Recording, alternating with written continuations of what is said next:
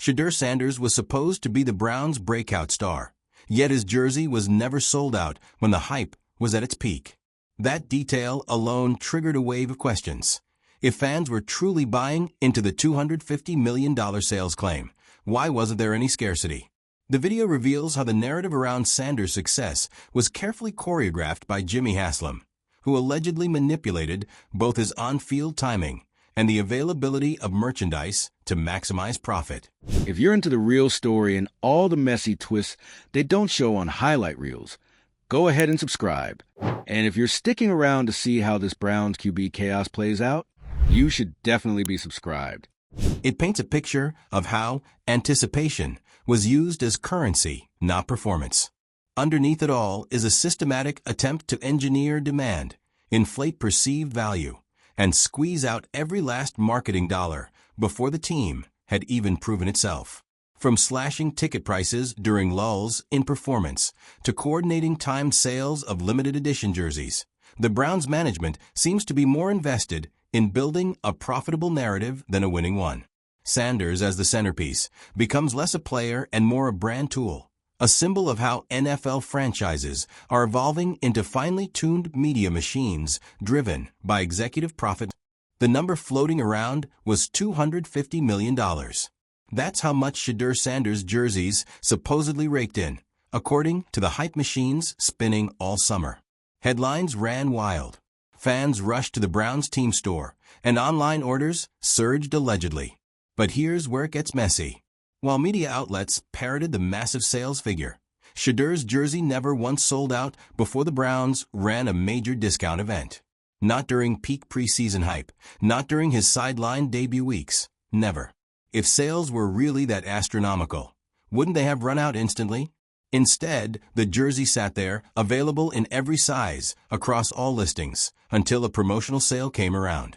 Then suddenly, it sold out, and the sales number exploded. Suspicious? Absolutely. And all signs point back to one person, Jimmy Haslam.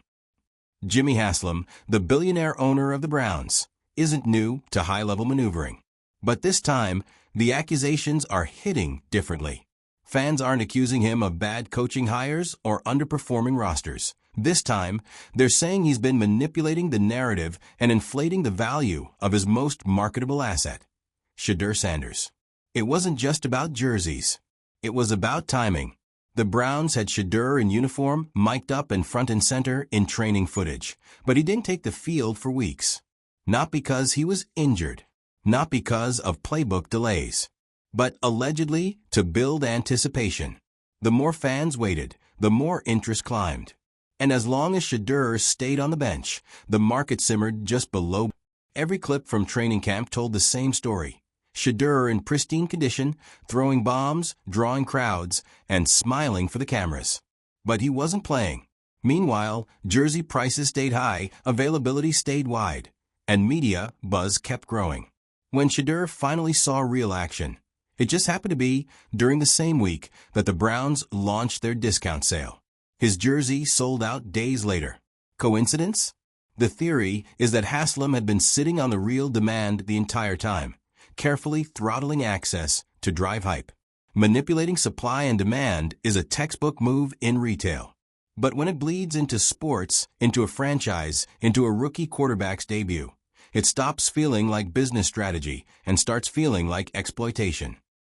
The bigger concern wasn't just that Haslam pulled strings. It was that he reportedly designed an entire rollout plan, one that delayed Sanders' debut, manipulated jersey inventory, and leveraged media attention to boost not just the player's value, but the franchise's perceived relevance. Multiple insiders pointed to internal meetings where marketing, ticket sales, and jersey promos were discussed alongside game strategy. Haslam wanted control over the timing of everything, from Shedeur's first snap to the release window for limited edition merchandise. The merchandise wasn't just about celebrating a new QB. It was about creating the illusion of scarcity, keeping stocks slightly limited, delaying restocks, holding inventory until fans got desperate, then flipping the switch right as Shedeur played his first game. And it worked. The illusion of high demand became real demand, flooded the team store, Tickets spiked. Local media couldn't stop talking about how Cleveland had found its next superstar. But the performance on the field didn't always match the marketing. Shedeur wasn't bad, but he wasn't the instant savior the hype promised. The excitement? Manufactured. The momentum? Staged. And while some fans blamed the coaching, others looked higher. Was the franchise prioritizing jersey sales over player development? Did Haslam care more about monetizing Sanders' image than winning games? Everything pointed toward a franchise playing a long game, one focused less on building a team and more on building a brand. That's where the stadium talk comes in. Jimmy Haslam has made no secret about wanting a new stadium, a shinier, sleeker, more profitable home for the Browns. And Shedeur? He's the bait. A young, charismatic, headline-grabbing quarterback with a famous last name. The perfect poster child for a stadium pitch. Build up his stardom, inflate jersey sales, draw national attention, and then use that momentum to push for public funding or private partnerships. It's not a football strategy. It's a marketing blueprint. This isn't just about short-term profits. It's about long-term valuation. If Haslam can convince investors, city officials, and fans that the Browns are entering a new era with Shedeur as the face, the value of the team jumps. Stadium deals become easier to sell. Naming rights become more lucrative. It's franchise flipping in slow motion. But here's the twist. Kevin Stefanski is reportedly not part of that long-term vision. As the team's performance plateaued and fan excitement turned into frustration, sources say Haslam began preparing for a major shakeup, starting with the head coach. Stefanski, who was once seen as the steady hand guiding the Browns out of chaos, is now rumored to be on the chopping block. Not necessarily because of results, but because he doesn't align with the new branding plan. He wasn't hired to manage a media sensation. He was hired to coach football. Now the whispers are growing louder that Haslam wants someone who can maximize Shedeur's image and cater to the vision of a new Browns era. A name like Bill Belichick has been floated, not for the system, but for the spectacle. That's where the strategy gets even more ruthless. Haslam is reportedly ready to restructure the franchise, starting from the sideline. Fire Stefanski, bring in a high-profile coach, and build the entire ecosystem around Shedeur. Every move seems calculated to increase leverage, whether it's in fan support, media coverage, or public perception. From jersey rollouts to coaching decisions, nothing is off limits if it feeds the central narrative. Shedeur is the future. But that kind of pressure on a rookie quarterback can backfire. Fans are starting to question whether this is about building a winning team or just about building buzz. Shedeur, for his part, has remained diplomatic. In press appearances, he stuck to the script, thanking coaches, praising teammates, and dodging questions about jersey sales or delayed starts. But the tension is obvious. It's hard to ignore when your debut is tied to a merch drop. Sources close to the team say Shedeur has been caught in the middle, used as a tool for franchise branding while trying to prove himself on the field. And that's not a great spot to be in. It undermines trust in the process and puts more weight on every snap. If he plays well, it's because the plan worked. If he struggles, it's a failed investment. Either way, Haslam wins financially. But Shedeur carries the burden. Meanwhile, game attendance fluctuates. Ticket prices shift. One week it's sold out, the next week it's discounted. The Browns are caught between trying to appear dominant and trying to remain accessible. And the inconsistencies are starting to show. Fans aren't just reacting to wins and losses anymore. They're watching for signs of manipulation. When merch is limited during high-demand periods, only to be flooded into the market after a price drop, people notice. When the star QB is healthy but benched during a key promotional week, people ask questions. And when the team's owner is pushing stadium deals and reshaping the coaching staff while jersey sales dominate the headlines, it stops feeling like a football franchise and starts feeling like a business experiment. The biggest irony? All this manipulation may actually be hurting the brand long-term. You can only inflate hype for so long before people demand substance. And if the Browns keep building around a marketing plan instead of a roster, the backlash won't just hit the merchandise section. It'll hit the field. Behind closed doors, Shedeur Sanders was practicing like a starter. Reps, reads, deep balls, he was in rhythm. Teammates reportedly saw no physical limitations, no red flags. But when game day rolled around, he was back on the sideline, helmet in hand. The official reason? Strategy. The unofficial reason? Timing. That decision raised red flags internally. Some within the organization started to question whether football decisions were being overridden by marketing timelines. Not by coaches. By ownership. By Jimmy Haslam. This wasn't about whether Shedeur was ready. It was about whether the market was ready.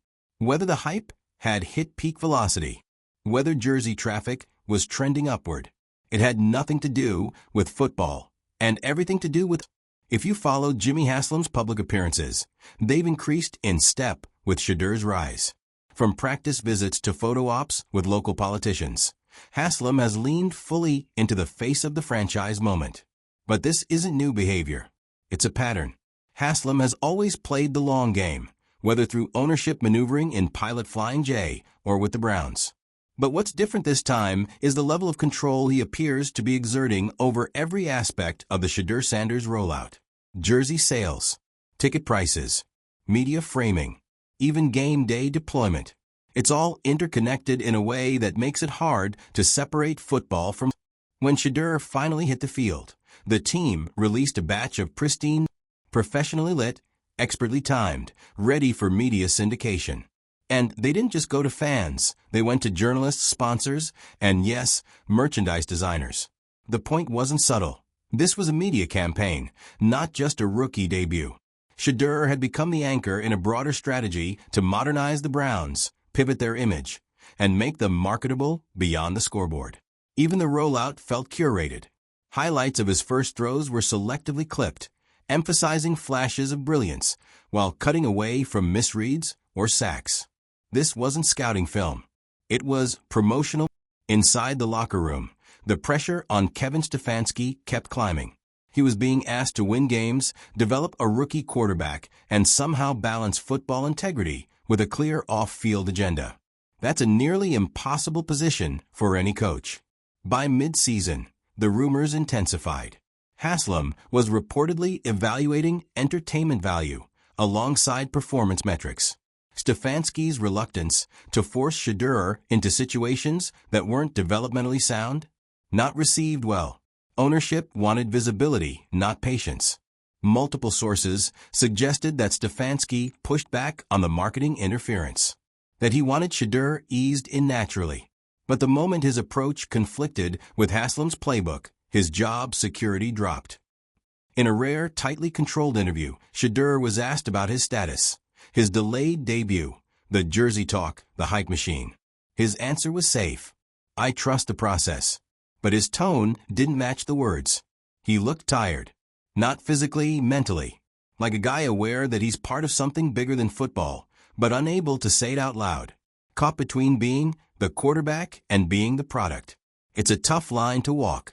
He's young, ambitious, and trying to carve out his place in the league. But at every step, there's a feeling that someone else is managing his rollout, branding him, before he's had a chance to define himself on the... As the season wore on, results stayed inconsistent. The Browns would flash moments of brilliance, then collapse. And when the team lost, fingers didn't just point at the players, they went straight to the top. Fans began connecting the dots. The jersey campaigns, the media cycles, the timed debuts, the sales spikes.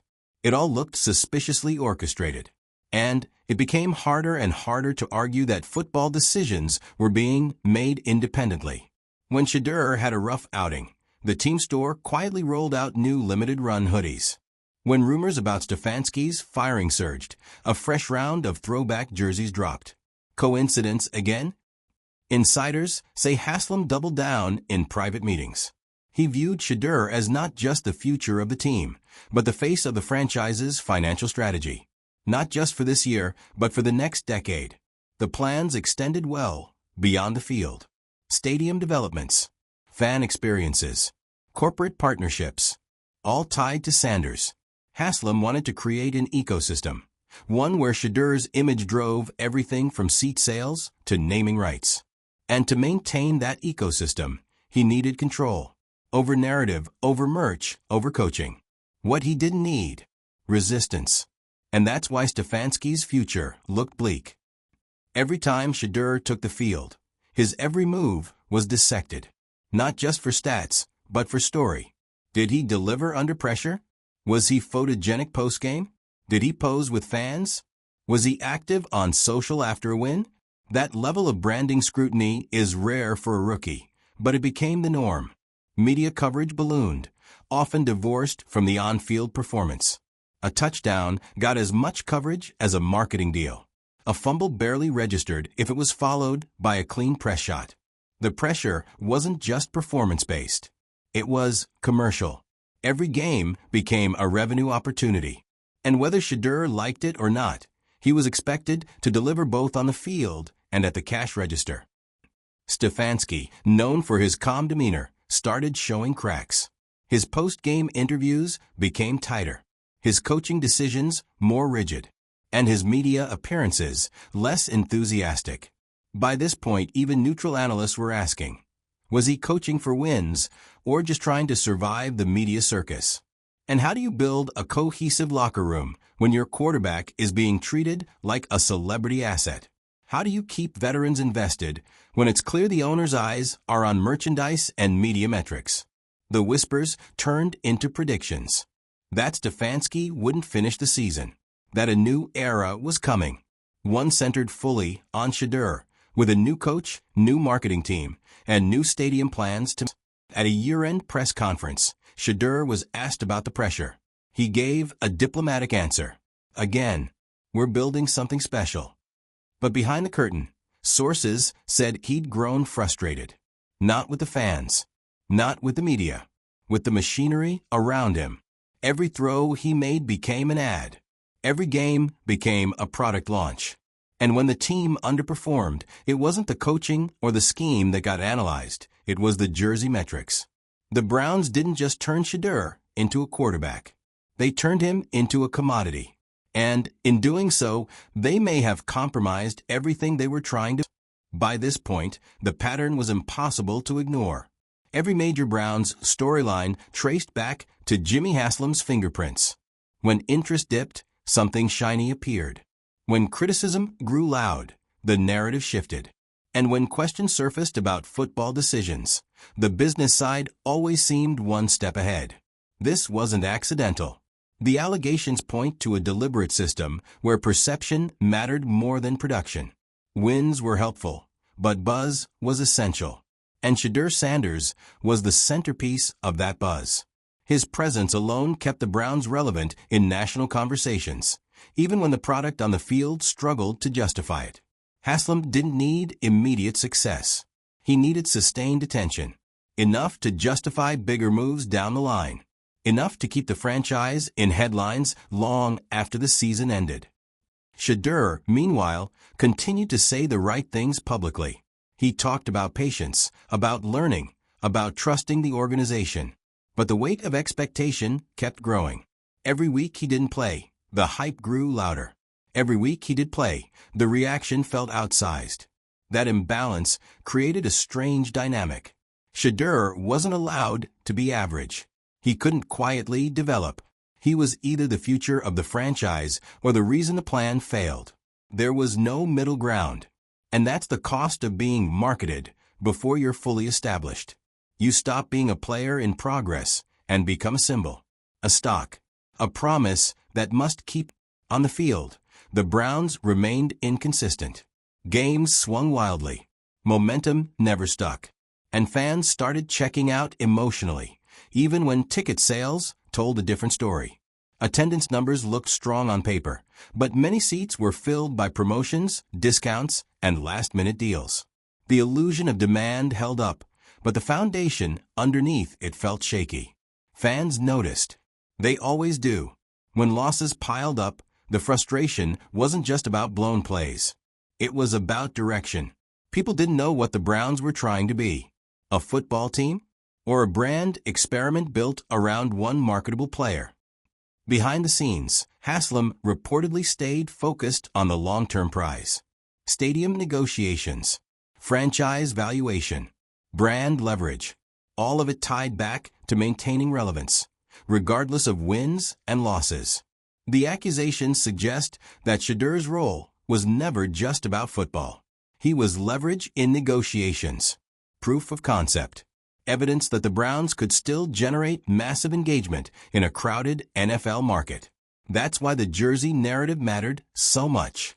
Whether the $250 million number was accurate or not, the perception of it was powerful.